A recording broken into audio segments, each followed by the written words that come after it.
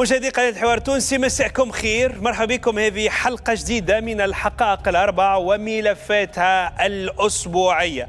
ومن ملفاتنا بالنسبة لليوم صيحة متاع بعد اللي صار لبنتها. لو كان سمعوني نعاودوا نطرحوا فيه الملف المتعلق بالعنف ضد النساء. شنو اللي صار الأميرة مع رجلها؟ أميرة اللي تقريبا باش تخطف من قبل رجلها إلى أن يتم العثور عليها جثة، وفي الأثناء حتى حد ما حب يسمع أمها. علاش؟ كيفاش؟ شنو اللي خلانا نوصلوا للي وصلنا له؟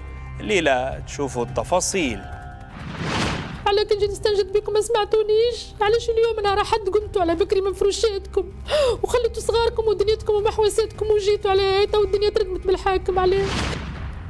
الشنطة والسريع، كلمتين شدوهم مليح لأنهم زوز من الكلمات اللي يتم استعمالهم في واحدة من طرق التهريب متاع الأشخاص ومتاع السلع من تونس نحو إيطاليا. السريع البطو اللي يخليهم يقطعوا مسافات كبيرة ياسر في سوايع قليلة، والشنطة اللي يتحط فيها كل أنواع التهريب. الحقائق تبع الموضوع والليلة تكتشفوا التفاصيل. جابوا 5 شنطات و5 كيلو بيض، وصلوا رجعوا من سيسيليا بالشنطات، 5 شنطات زرلة 150 كيلو و5 كيلو بيض، شوية وشوية حلوة بستهزئ. سبب فلوس تونس هو يعمل 600 مليون في الفواياج، يجيب بيه السلعة يبيعها بالدوبل وتريب، معناها في الفواياج يدخل مليار ونص. 3 شهور التالي قضيتها وجعت الرأي العام التونسي. بنت 17 سنة تتلقى مقتولة في وسط شقة. من وقتها والتساؤلات عديدة على شنو اللي نجم يكون صار لها. أسرار انتصار، تحقيق خاص بالحقائق يكشف تفاصيل اللي صار لها الشابة. حب نعرف بنتي كيفاش ماتت، حب نعرفها كيفاش ماتت. ما مذبوحة، ما مضروبة. العباد البرا واحد يحكي يقولك مدغورة، واحد يقولك مذبوحة، واحد يقولك معناها جثة متعفنة متحلة. نحب نعرف، من حقي نعرف أنا بنتي كيفاش لقيتوها. الحقائق الأربعة يفتح ملف فيما يتعلق بجريمة صارت في تابارورا. مشى ضحيتها الشاب اسمه محمد. شنو اللي صار له بالضبط؟ الليلة تشوفوا التفاصيل. جاو قالوا لنا راه الموتور محروقة من حدا 80 متر، وقالوا القائد الجثة مدفونة. خويا قالوا عنده جمعة ملي مات مدفون تحت الماء. هذه جملة الملفات اللي تستناكم في الحلقة السادسة من الموسم السابع للحقائق الأربع. مساءكم خير، مرحبا بكم.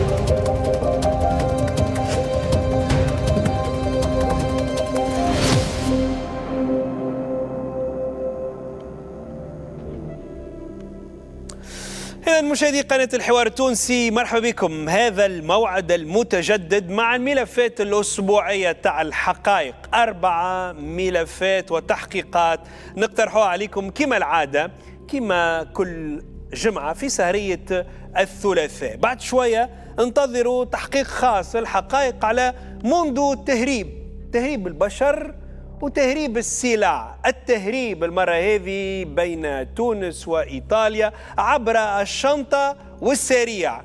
شكون هم هذوما؟ بعد شوية نعطيكم التفاصيل. لكن أول ملفاتنا بالنسبة لليلة باش يهزنا الواحد من المواضيع اللي تونس قاعدة تخدم عليها من سنين، ولكن رغم ذلك ما زالت ما لقات فيها حتى حل ناجع لحد اليوم. عملنا فيها حتى قانون بالذمة أما شيء.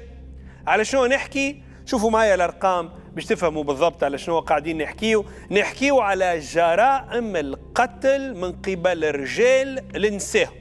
أرقام مفزعة على تطورات كبيرة صايرة في السنوات الأخرى.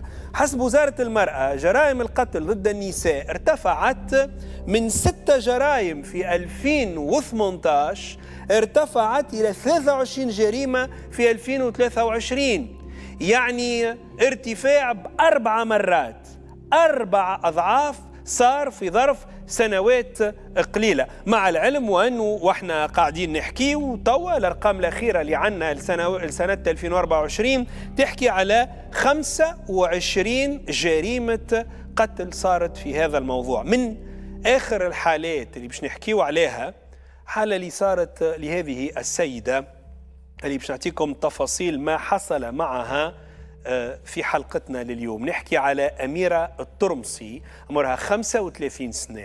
أميرة هي أم لطفلين أصيلة المروج، وسيتم العثور على الجثة متاعها نهار 12 مارس 2023.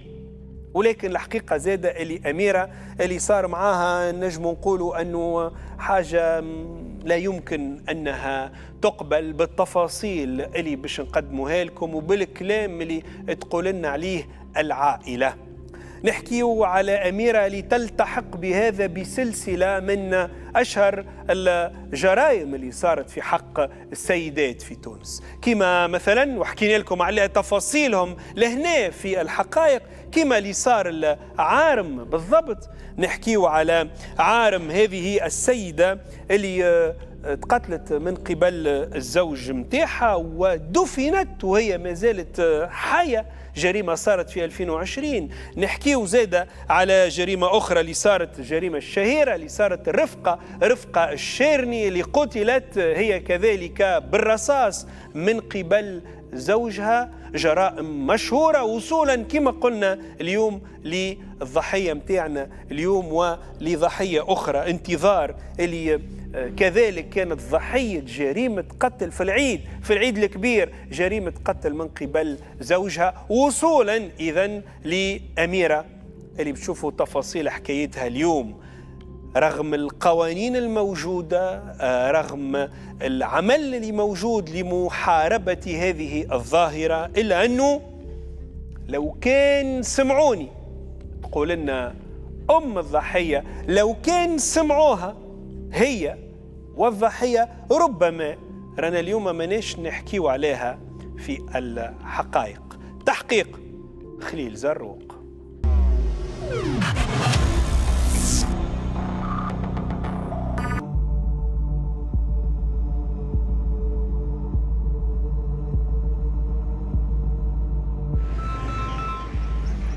الو يا احمد اجري لاختك اميره في دارها ظهر لي تقتلت. يا ودي باش تحكي انت؟ اختي تقتلت. تليفون يوصل لعائلة الترمسي من عند صاحبة بنتهم أميرة تعلمهم إنه بنتهم مقتولة في دارها.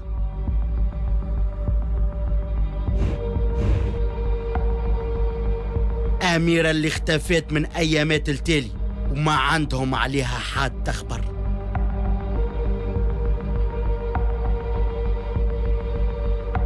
خارجين يجريوا ساقيهم أعلى من روسهم يدعيوا الرب باش يلقاو بنتهم حية وخبر الوفاة يكون كذبة. لكن أول ما دخلوا للدار كانت الصدمة. أميرة مطيشة على جراية وعليها آثار عنف في أماكن مختلفة من بدنها، الظاهر إنها مفارقة الحياة.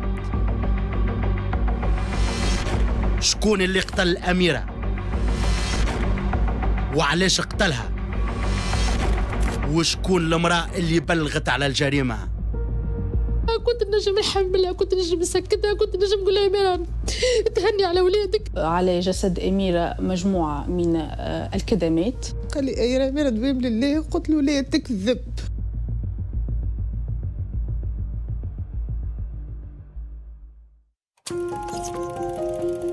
هذه أميرة الترمسي عمرها 35 سنة، مطلقة وأم لزوز صغار وتسكن في جهة المروج. أميرة قررت باش تعيش لصغارها، تكبرهم وتعيشهم أحسن عيشة، خاصة بعد تجربة الزواج الفاشلة اللي دامت قرابة 7 سنين ونهايتها كانت الانفصال في عام 2017. الطلاق اللي أثر برشا على نفسية أميرة. حبت انها تعيش حياة مستقرة، لكن الله غالب، ما زوج لولاني فشلت، ما نجحتش. باللي حاولت انها ترجع العلاقة وانها تكمل حياتها الزوجية باش تربي الصغار. مرضت وصار فيها برشا حاجات، وصلت قلت لها نهزك لطبيب نفساني. الحمد لله تجاوزتها وخزرت لوليداتها، وقلت لها مازلتي صغيرة وتفائلي بالدنيا. أميرة نجمت تتجاوز أزمة الطلاق ورجعت تعيش حياة عادية هي وصغارها. حياتها مقسمة بين خدمتها وقراية صغارها والمحواس مع العائلة في أيام العطل. نهز انا وياها والاولاد نخرجوها ندوروا بهم، تهزنا اختها ورجل اختها بالكرهبه برشا بلايص، نمشوا لدارنا في تاكلسه قربس قريبه برشا بقايع قريبه مغادي.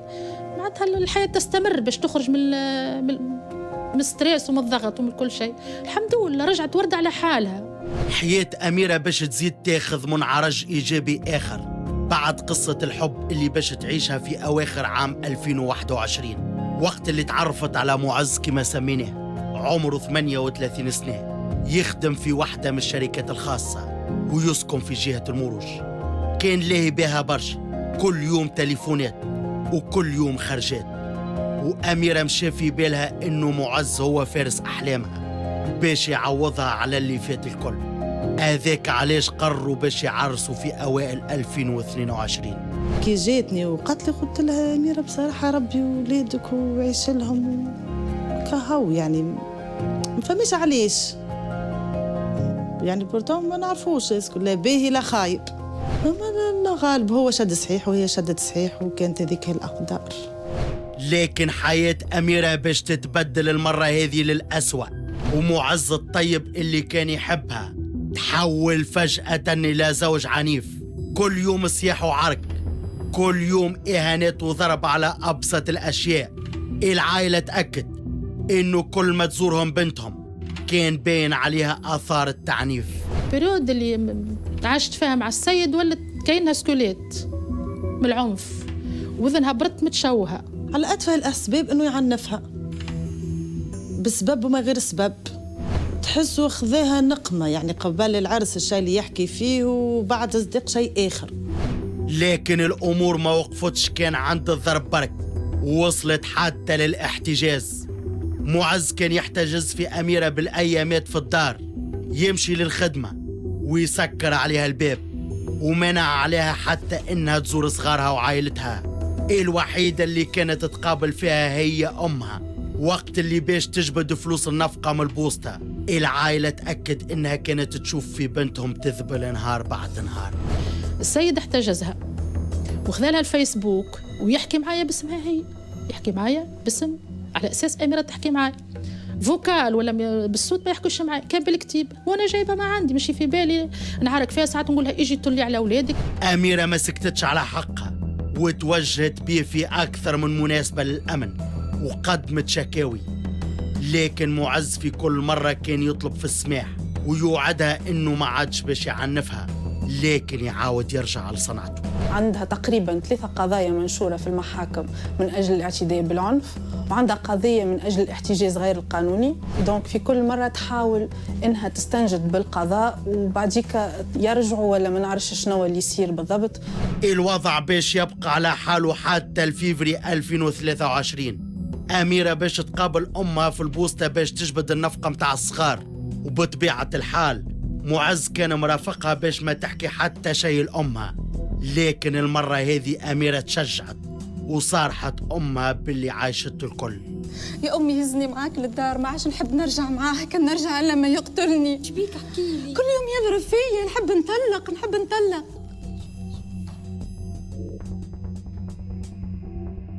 ليتي قالت لي مع تو حكيت لك، كان يعني تجرأت وحكيت لك، قالت لي نروح ما يتكي عليا ويذبحني. هزتها معايا، ربي البوسطة جاية على الكياس تاع المروج 3 وال74 بالصدفة حبست قدامنا المحطة هكا مقابل. روحنا للدار. أميرة خذت قرارها وما عادش باش تكمل حياتها مع معز، وباش ترجع تتلهى بصغارها وتكمل تعيش في دار بوها، وما بقى قدامها كان إنها ترفع قضية في الطلاق. لكن في الأثناء ما كانتش تخرج من الدار، كانت خايفة لا يعرضها معز ويعاود يرجعها بالسيف للدار.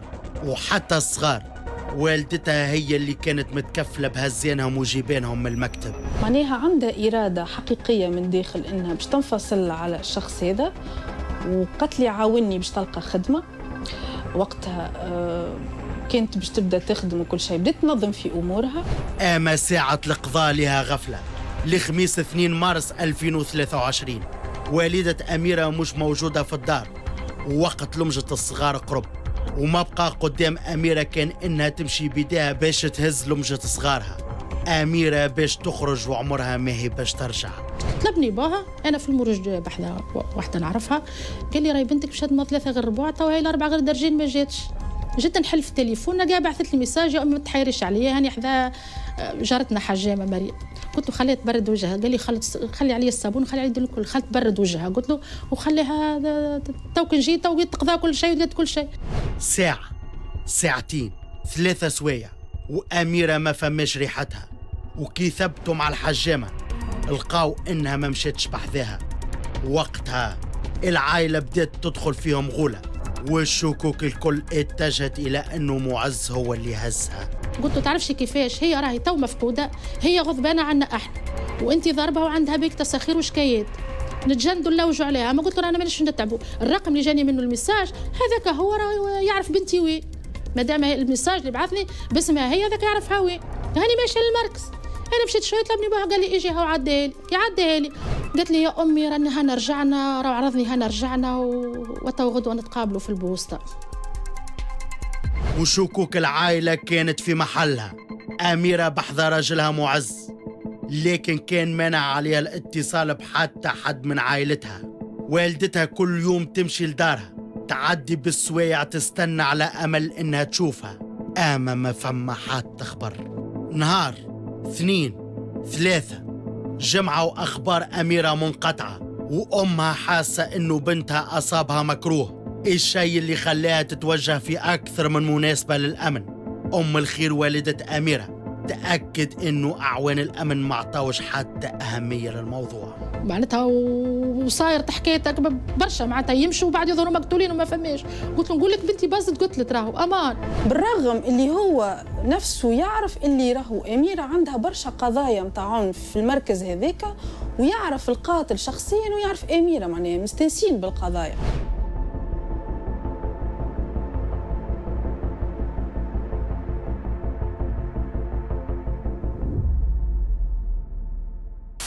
خليل زروق، قبل ما نجيو للعنف ضد المرأة تحديدا، شنو هو الإجراءات اللي فيه؟ أبدالي إجمالا، توكي واحد يمشي يبلغ في المركز في كذا، يبلغ على وجود شخص مهدد، على وجود إشكال ما كيما هكا، شنو الإجراءات اللي تصير؟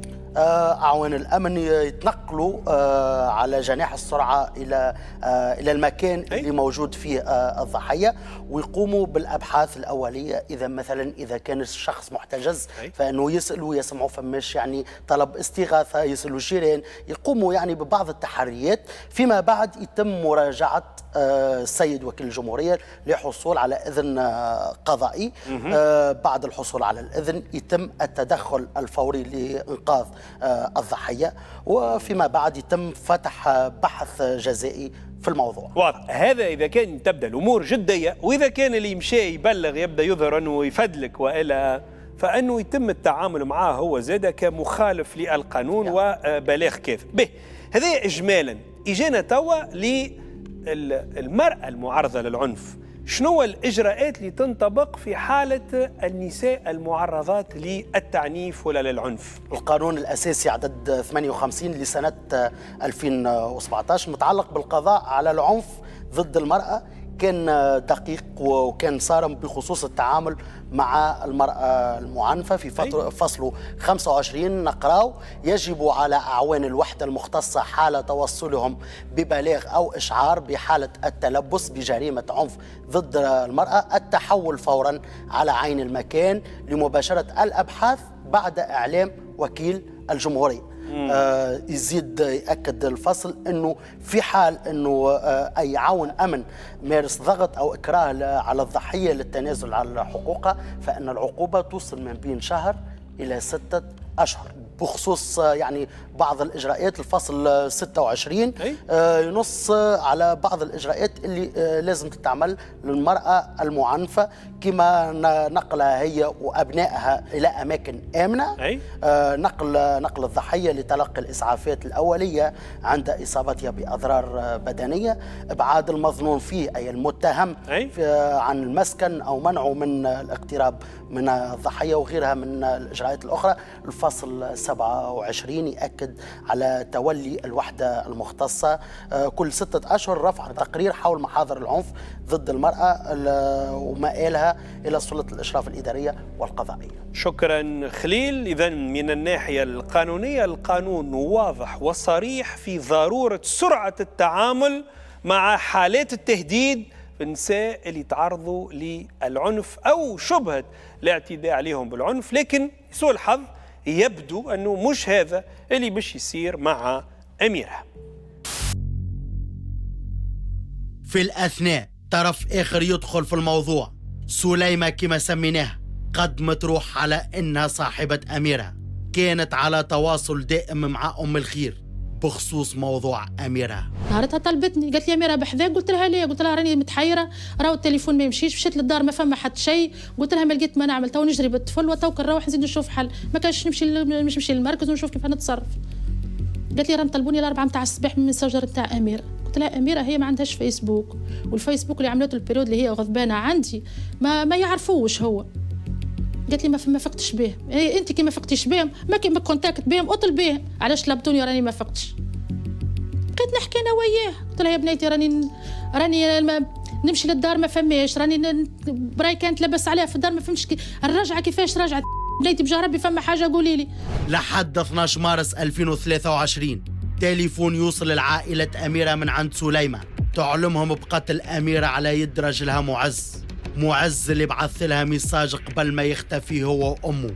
واول ما وصلوا العائله لدار معز يلقاو اميره مطيشه فوق جرايه وعليها اثار عنف ومفارقه الحياه. التقرير الأولي للطب الشرعي بين وأنه على جسد أميرة مجموعة من الكدمات على مستوى الوجه وعلى مستوى الرقبة، وفيه أنه فيه إشارة وأنه وقع قتلها عن طريق الخنق، لأنه هناك آثار متاع معناها زروقية في الرقبة متاعها. هذه اللي معناها اللي تبين للطبيب الشرعي معناها مبدئيا قبل تشريح الجثة.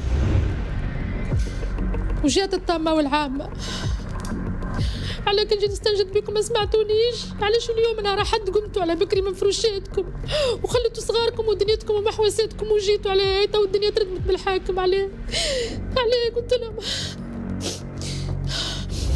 برشا نقاط استفهام متعلقة بقضية أميرة، خاصة التعاطي مع شكايتها وشكايات أمها المتعدة في علاقة بالعنف الزوجي، الشيء اللي يطرح مرة أخرى مدى نجاعة الإجراءات الحالية في التصدي لظاهرة العنف ضد المرأة وإنقاذ نساء كما أميرة قبل فوات الأوان. هذا إذن اللي نعرفوه واللي عنا من معطيات على المرحومة أميرة، وهذاك علاش اخترنا أنه نعنونوا التحقيق هذا. لو كان سمعوني هو الرسالة الصحة اللي قاعدة تقول فيها الوالدة متاع أميرة بالأخص. شهادة يلزمكم تسمعوها، وجاعة يلزمها تلقى صدى، خاطر الحقيقة فما حاجات مش مفهومة بالكل في اللي صار في هذا الملف. السيدة أم الخير الفرجاني، أم المرحومة أميرة، مرحبا بك. بيك عايشك. بركة فيكم مرة أخرى أم الخير. عايشك. أم الخير نحب نفهمه بشوية وخاصة أنه فما كلام نجم نقول خطير أنت تقولوا، ولكنك أنت مصر عليه وتقول أنا ذاك اللي عشته وذاك اللي صار معاي. أما هيت أبدأ لي الحكاية من الأول. ساعة نحكيو على أميرة ورجلها، لكن أميرة متعاركة هي ورجلها وعندها به أكثر من شكاية. شكايات في الاعتداء بالعنف وشكاية في الاحتجاز، هذا قبل ما يوصل يعمل فيها اللي عملوا هكا ولا؟ من وقتاش بدات المشاكل بيناتهم؟ بدات المشاكل بعد العرس، بعد اللي كتب عليها الزاق معناها. معناها ما طولش برشا وبدا يضرب فيها وبدا يعنف فيها. تعنيف ديريكت من اول يمكن من اول الجمعه. اي طلبتها قالت لي راني مريضه، صوتها مش عاجبني، قالت لي راني مريضه. مشيت لها ما حبش يخرج لي. كرهبه غادي بتاع الخدمه في الدار نهار حد وما غادي. وانتم علاقتكم طيبه معناها ما كومش بينك انت وياه فما مشاكل؟ ما عندناش حتى ما عندكم حتى مشاكل وقتها مازال كيما ياخذ البنيه ما عندكم حتى مشاكل. اي ضربها ودقدقها بتريحه ما حبش يخرج لي. من بعد عاد كي هربتها باش عرفت اللي هي وقتها مضروبه، قال لي راهي مريضه مقربه وما حبش تشرب الدواء. طيب كلشي هزيت لها حوايج تاع الشتاء وشريت لها سيرو منا ومنا ومشيت ما حبش يخرج. شديت عصا ورميت من السور الساك وكلمته قلت له اكيد راك تسمع فيا هكا وهكا ومشيت. خاطر كي نمشي غادي يخرج يصورني ويقول لي زادم عليا وهكا كاميرا الجار تصور فيك اللي انت زادم علينا لهنا. المركز قال لك ما يحبكش تمشي له لدار وما تمشيلوش للدار. هذا من الاول ملي بدات الحكايه. ملي بدات الحكايه. باهي هي باش تشكي به كذا مره. شكيت به المحاميه اكدت لنا انه شكى به 3 مرات شكايات في العنف وشكايه في الاحتجاز. احتجزها قبل سكر عليها الدار ما يخليهاش تخرج. احتجزها وسكر عليها الدار ومشيت انا وهربت هذيك اول مره نهربها فيها. كيفاش هربتها؟ وقتها كي غابت علي اخبارها مشيت اول نهار نتذكرها وقتها ماتش فرنسا وتونس تاع كاس العالم. هزيت الطفله ومشيت قلت لها كارينا الكرهبه ما ندقوش الباب ما فماش الكهرباء خلينا نشوف. ما فماش الكهرباء البنيه بعدت انا بعيد وبدات البنيه تعيط. يا اخي خرجت كلمتها هي من داخل باب الشارع عليه باب الداخلين باب الحديد كلمتها من داخل. قالت لها انت وشكون؟ قالت لها انا وامي ما هوني بعيده غادي راهي خايفه. قالت لها راني وحدي يقول لها تقرب جاي. قربت مشيت قالت لي امي راني كل مره نجرب فاتح قدم لقيت مفتاح تاع دار غدوه على الصباح تو عادك بيجي تو يعمل فينا حاله غدوه على الصباح حسي على الكرب هو يخرج يخدم وانت حلي وانت يجيني نحل الباب والخاطر الباب الشرعي لازم حد يدزو من برا. كانت العمليه كيك وعملتها كيك وانت من غدوه الصباح مشيت ما بين ظفرين هربتها من الدار. اي هربتها مشيت معاك للدار كيفاش باش ترجع له من بعد؟ هذيك وقت اللي المره الثانيه كي هربتها او نرجع بحديث المره الثانيه كي هربتها حكت لي على الطريقه الاولانيه كيفاش رجعت. قالت لي انا وصاحبتي واقفين في المروج واحد قالت لي ريتو كان كي قدامي مشت معاه طوعا ولا غصبا؟ قالت لي يلزمني نمشي خاطر هو يقول لها تمشي ولا تهربي راني نحطم لك اولادك وحتى نشد الحبس نخرج نعيش عادي حياتي راه شدوا عام 2 المهم انت تتحطمي ونحطمك باولادك. قال اللي مش باش يفهموه برشا ام الخير وماذا بيا تفسرهونا باش نفهموا الكلنا معاك. خاطر يقول قايل تو المرحومه عندها 3 شكايات ضاربها درا قداش من مره احتجزها مره هربتها انت من الدار هروب. كيفاش رجعت؟ هذه الحكايه اللي حكيتها لك هربت انا وقتها ما كان مكتوب الزاقه راهي وقتها. التهريبه هذيك. وقتها مكتوب الزاقه. ما هو مكتوب صداقها ويعنف فيها وخرجت من الدار. علاش رجعت له؟ علاش ما طلقتش؟ علاش رجعت له؟ باهي في بالها شكت وفي بالها باش تطلق وفي بالها باش تعمل الاجراءات الكل. اي نهار بعد المره الثانيه كي هربت انا من قدام البوسطه توجيك الحديث قالت لي قلت انت علاش رجعتي له بعد ذاك الكل؟ قالت لي راني انا واقفه انا وصاحبتي في المروج واحد ونخزر له كان يوقف قدامي وهزها معاه باش عرف اللي هي غادي هي وصاحبتها باش عرف اللي هي في المروج واحد وصاحبتها. الله اعلم يتبع فيها فما اتصالات. لا فما اتصالات شكايات احتجاز قانوني هربتها المره الاولى. مرت اللي حكيت لنا عليها في الشهاده نتاعك في التقرير نتاع البوسطه. قالت لك الجمله بصريح العباره قالت لك كان نرجع معاه يا امي راهو يقتلني. هكا قالت لي هكا. هو الملجأ الوحيد استرب به البوسطه وقتها باش هربتها وباش ظهرت برشا حاجات وباش عرفت وباش صارت الحكايات الكل. سينو تبقى غادي للي بوس صغار قبل تكتب الزاق عملت له شكايه. هو عنده شكايه قديمه وفي الريشيرش ومش عاد راجلها الاول ما حبش يعطي وما حبش ما عنديش. عملت الشكايه الثانيه قبل ما تكتب الزاق. عيطت له قلت له بلاتي احسن نسيب عليك من الحبس ومن المشاكل اصرف على اولادك. خاف ولا كل مره يصب 100 90 80 هكاك نفقة الصغار. بطاقه تعريف تبقى عندي ويبعث لي الكود نتاع الماندلي انا التليفونيين باش نجم انا نقابلها في البوسطه. هذيك الملجأ الوحيد اللي راه فيه اللي تنجم تراها فيه. ايوه واللي هو سي راجلها جديد يمشي معاها للبوسطه ومعاك باش ياخذ نفقه لا نمشي انا وياه باش ما تحكيليش، انا نتقابل انا وياه وهو وقت يتوقف فيا في المرشد في الجيشي وناقف انا باش ديريكت تمد لي فلوس صغار وبطاقه التعريف. يبدا هو باش ما تقولي حتى شيء. مره اثنين ثلاثه، اخر مره عاد خرجنا من البوسطه قالت لي امي انا راني باش نطق، راهو يضرب فيا، راني مدمدمه، راهو هكا معناتها ما تبدل فيه حتى شيء. اذا كان راني باش نمشي معاه توا مع زدت انا حكيت لك راهو مش يقتلني. قالت لي راهو باز نموت على يديه تحت العنف. قالت لي انسان ماهوش عادي في الضرب بسبب ولا من غير سبب. قالت لي ولا يحاول فيها ويتربج عليها. قلت له الكلام هذا عمري ما سمعته منك، انا سيقه راني ما عرفتش نروحها معاك. هزيتها معي قلت له خلي الامر يستراح وروحت بها معي. بقات عندي يمكن حكايه محسوب هذا في نص فيفري، اخر النص الثاني نتاع فيفري 2023.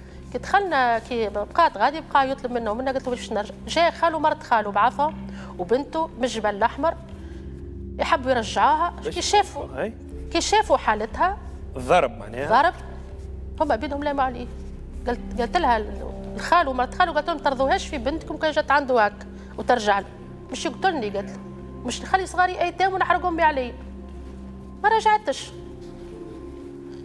نسمع فيها قبل هو نهار 2 مارس هز نهار 1 مارس مع المغرب نسمع فيه يحكي معاه بالتليفون. قالت له يا بشر مانيش راجعت لك. مازال يحاول معناها باش يا يبعث شكون يا تليفون مانيش راجعه. قالت له ويطلب فيها على التليفونيه. انا قلت له راني مانيش راجعت لك من 7 المستحيلات ومانيش نقول عليك اللي نعرفوا حتى شيء. راني انا باش نمشي للمحكمه السيد هذا باش نطلق وابعدني ونبعدك عباره فتره ومشات على روحها ما طالبه منك حتى شيء. ابعدني كهو نحب نعيش لاولادي فقط. نسمع فيه شهاده صحيح وهو هيك تجاوب فيه زاد شهاده صحيح. يوم الغدوه الخميس 2 مارس 2023 مشيت انا في قضيه في المروج 2 باش تهز لهم جت اولادها ما 3 غير 4 مشات تهز في الممشى ونوصي في باها خاطر هو مريض ما تنجمش يمشي. هو قلت له ما تخليهاش تمشي تقص القصه والبلاصات خلت تمشي من الدنيا عامره. طلبني قريب ال4 قال لي بنتك ما روحتش. تحيرنا عليها معناها. عملت هكا عندي التليفون صغير حليت ولقى ميساج يا امي ما تتحيرش عليا هاني بحثه فلانه الحجامه من الحومه. هي تهني تكلمت بها قلت له اتهنى عليها راهي هاي بحثه فلانه بحثه خلت توسع بالها. روحت عديت للحجامه قبل نتعدى للدار قالت لي لا جتني ولا ريتها ولا شفتها. مشيت لباها في سيناء اخرى قلت له باز بنتك ماتت. نطلبوا فيه على نوام وانا وباها ما حبش يهز جمله بعد وين باش هز يهز ما حبيتش نقول له اميره معاك ولا هزت عليه قلت له فلان شنيا جديدك؟ قال لي جديد عندكم انتم ما حبيتوش ترجعوها وما خليتونا نصحتوهاش ترجع. قلت له هي غضبانه عنا وشاكيه بيك وتسخير وانت بيناتكم مشاكل احنا متجندين باش نلوجوا عليها. قلت له مانيش نتعبوها الرقم هذايا مش نعرفوا تاع شكون راهي معاه. يعني ماشيه للمركز. ايوه انا مشيت طلبني بوها قال لي هاو طلب قال لك هاي معاي. عديها لي قالت لي يا امي هاني معانا نتفاهموا كان وصلنا الحل. اميره قلت لها هذا ماهوش كلامك كيما مستانسه تحكي لي اما ان شاء الله ربي يقدر الخير اما هذا راه ماهوش كلامك انت. انا نعرف ماهوش كلامك وانا خايفه عليك. بالنسبه ليك كانت تحت الضغط قول فيه لك. اي خاطر ديما تقول لي خاطر مش عاملها تليفون مشيت انا على اساس نهار الاثنين باش يصبوا الصغار خاطر في الجامعه ساعات يصب بعد كل جمعه. كلمته قلت لها هزت عليها هي قلت لها باش تجي نجبدوا فلوس الصغار نتقابلوا في البوسطه وكي رجعتي معاه ربي يهنيك هكا باش هو ما يزيد لهاش ضغط على ضغط. قالت لي باهي. نهار الاثنين مشيت للبوسطه تاع المرج 1 استنيت قريبه في الوقت بعثت لي ميساج قالت لي راهو هز ليفريزون هي معاه بعيده راني. طلبتها نهار 3 الصباح قلت لها العشيه نلقى قدام البوسطه راهو ما عندوش الحق يجوعها من الصغار راني نمشي بيه لقاضي الاسره ديريكت. ساعه اول ما طلبتها قالت لي الصغار لاباس صوتها مش هو. قلت لها لاباس عليه قالت لي باهي امي هكا هو. هذا اخر تليفون هذاك اخر تليفون سمعته من اميره. نهار الاربعاء نطلب التليفون يسوني ما يهزوش. نهار الخميس وليد عنده موعد 9 مارس وليد عنده موعد في الزهره هزيته يطلبني رقم. انا نعرف الرقم هذاك كنت نتكلم فيه بنتي. قالت لي راني صاحبتها يا اخي اميره بحذاك. قلت لها اميره راني متحير عليها راهو هكا وهكا وهكا ربي يستر يضرك لها نروح باش نمشي نشوف في الدار وسينو راني باش نمشي للمركز. وهذاك اللي صار روحت مشيت للدار ما فما حد شيء لا الكرهبه لا هو لا موجود لا ريحته. مشيت انا وولدي وصغارها الزوز طلعت للمركز. هنا توا الجانب الثاني اللي الحقيقة أنا بهتني، خاطر نعرف التعامل اللي يصير مع القضايا متاع العنف ضد المرأة، ونعرف كيفاش تعاملوا معاه، ونعرف بناء على القانون الجديد فما حرص كبير أنه يتبعوا الملفات هذه. كيفاش باش يتم سماعك وقت اللي باش تمشي تشكي يوم الخير؟ مشيت للمركز، هو العنف ضد المرأة في المنطقة وفي ما يخدموش. أي مشيت للمركز، أنت تبلغ على بنتك على أساس مخطوفة، على أساس عند رجلها اللي هي شاكية به. أي المركز في بلاصة، خاطر العنف ضد المرأة في بلاصة أخرى في المروج 3 بعاد على بعضهم، يعني مش في نفس كيما نقولوا اللوكال البلاصة. أي مشيت لهم قلت له راهي بنتي هكا الحكاية فيها وفيها وفيها، وربي يستر تظهر بنتي مقتولة لا بها حكاية، وراني تحطيت ما تعداش المكالمة، وهاو نطلب قدامكم كلموا جيب لي راه بنتي. كانت تتعداش المكالمة. في بالهم اللي فما شكايات في العنف؟ في بالهم، حكيت لهم. وشكايات محطوطة حتى غادي يظهر لي. شكايات في العنف ضد المرأة. في العنف ضد المرأة، مش في المركز هذا. قلت له راهي باهي، قلت له بأمور إنسانية راني محروقة على بنتي. تضرت قلت له اطلبوا بالفيكس تو يهز عليك، هاو يدور بالكرهب يجيب لي راه بنتي. كان مشات ربي هناه. قال لي لا ماهيش خدمتي، ما نجمش نرجع الصباح. هزيت روحي وروحت. انا ما برشا حاجات ما نعرفهمش. السبت وحد المحكمه مسكره، المركز ما سمعنيش، العنف ضد المراه ما خدمولهاش. مشيت للخدمه نهار السبت. كيف مشيت للخدمه نهار السبت قالت لي راهو 3 ايام ما جاش، والكرهبه سلمها مع الشوفير الاخر، وصل الكرهبه وراهو قال ما عادش خادم، التليفون مسكر. قلت لها باز بنتي قالت لي اجري للمركز. قلت لها انتم اخر الحلول جيتكم، ما عندي حتى حل، تو نستنى المحكمه نهار الاثنين نمشي لوكيل الجمهوريه باز باش ينصفني، باز يلقوا لي حل لبنتي. هذا ولت انا وصاحبتها، انا ولت نطلب فيها سمعتيش حاجه عرفتيش حاجه، ونعطي فيها في المعطيات الكل. نهار لحد الصباح انا قلت لك عائلتنا الكل وانا ماناش اميات معاه، خاطر قالت لك الفيسبوك يستعمل فيه هو. اي ماناش اميات معاه. نهار لحد الصباح خليت تليفوني ولدي تليفونه مكسر، حتى البيس نتاعي وتليفونه، وحتى البيس نتاعو وخذاه مشى يخدم في المورو 5 ورايا شوي مشوار وطلبني عند واحده قال لها عاد لي امي، قال لي راه طلبتك واحده اسمها هكا وهكا وصاحبتها اميره. يا وليدي قلت له بس سمعت حكايه على اختك زعما بحذاها زعما فما حكايه. قال لي راه قالت بروا اجروا لها، راه بعث لي ميساج راني ضربتها وراي دايخه وراني خفت راني هربت ويظهر لي ماتت، بروا تحاولوا تخلطوش عليها تنقذها. هذا نهار لحد 12 مارس. هكاكا ما صدقتش، مشيت نجري انا وولدي وصاحبه معانا نجري. وصلت غادي ونقول لولدي ما تدخلش ما تخلعش الباب باش نداخل عامل كمين ولا حاجه، هذا انسان ما نمنوش. مازلت ماكش مستوعب. ماناش مستوعبين. تحل الباب البراني نطلوا من الشبابك ما فهم شيء. ولدي قال لي باش ندخل، دخل ولدي وصاحبه وانا بقيت لبرا. قلت لهم كان عامل كل حاجه انا راني لبرا مفزعه على الاقل. نسمع في ولدي صح قال لي امي اميره متوفيه. هذيك اهرب. هذاك نهار وهذا نهار ليومنا هذا ريحته ما فماش. والمرحومة كانت متعرضة للعنف كبير؟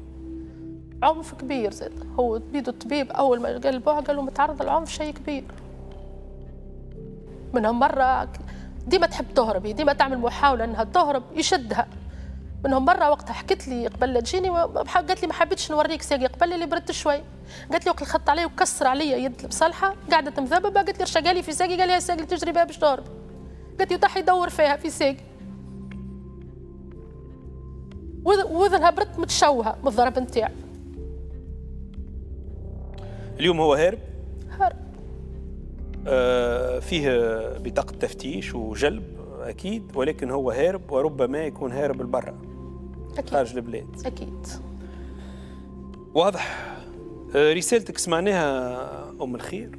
شكرا. وأكيد النداء نتاعك راهو أنه السيد هذايا الساعة يتحاسب على اللي عمله في بنتك. أكيد. ولكن زادة الشهادة اللي أنت كنت تقول فيها وأنا ماذا بيا توصل للسلطات المعنية للبلاد اللي عملنا فيها قانون لمناهضة العنف ضد المرأة للحد من هذه الظواهر، للوحدات اللي نعرفوا خدمتهم وخدمنا معهم كذا مرة هنا في الحقائق وتبعنا خدمة خارقة العادة اللي يعملوا فيها حماية للنساء المعنفات. لكن كي تجينا شهادة كيما هكا الحق تستحق النظر، والدعوة للسيد وزير الداخلية والدعوة للسادة المسؤولين الكل أنهم يعطيوا نظر لهذه السيدة ونحاولوا نفهموا علاش يلزمنا قديش من أميرة كل مرة، وإحنا هكا يلزمنا قديش من أميرة باش هالنزيف هذايا يتوقف.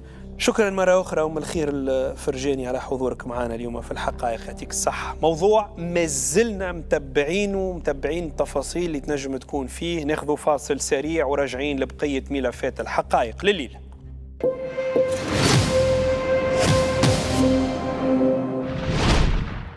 في الحقائق الأربع بعد الفاصل، الشنطة والسريع بين التهريب والحرقة، كيفاش تنشط عصابات تهرب البشر والسلع بين تونس وإيطاليا. جابوا 5 شنطات و5 كيلو بيض، وصلوا رجعوا من سيسيليا بالشنطات، 5 شنطات زطلة 150 كيلو، 5 كيلو بيض، شوية حلوة بستهزئ. سبب فلوس تونس هكا يعمل 600 مليون في الفواياج، يجيب بيه السلعة يبيعها بالدوبل وتريبل، معناها في الفواياج يدخل مليار ونص.